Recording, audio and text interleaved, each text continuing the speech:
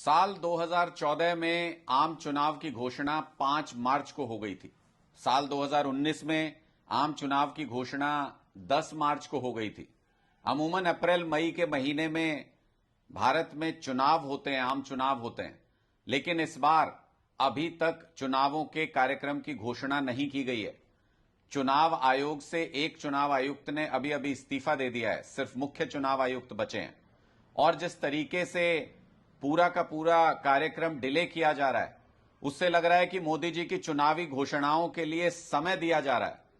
मोदी जी चुनावी घोषणाएं पूरी कर लें देश में घूम के, उसके बाद चुनावों के कार्यक्रम की घोषणा होगी। पूरे सिस्टम को ताक पर रख दिया इस सरकार ने। पूरे सिस्टम को हाईजैक करने की प्रयास मोदी सरकार कर रही है।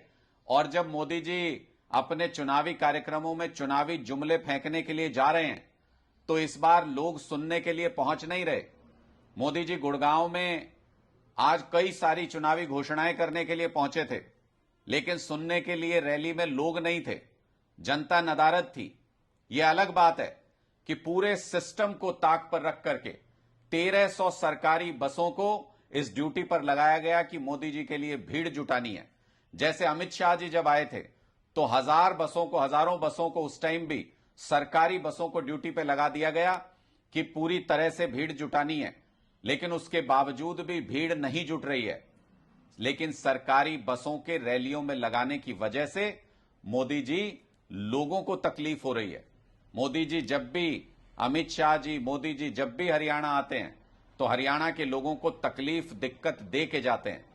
मोदी जी की रैली गुड़गांव में, लेकिन पूरे हरियाणा में आज सरकारी बसों की कमी से जूझना पड़ा। लोगों को आवाजाही में दिक्कत हुई, चाहे वो युवा हो, महिलाएं हो या बुजुर्ग हो, सबको आवाजाही में आज दिक्कत का सामना करना पड़ा।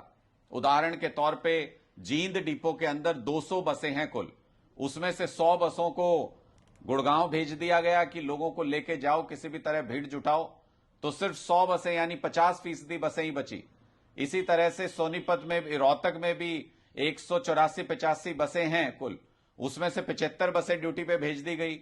अलग अलग जिलों से इसी तरह से डिपो में से बसें निकाल करके भेज दी गई और लगभग 1/3 से ज्यादा बसें जितनी हरियाणा में हैं, उसमें 1/3 से ज्यादा बसों को गुड़गांव की रैली में ड्यूटी पर झोंक दिया गया।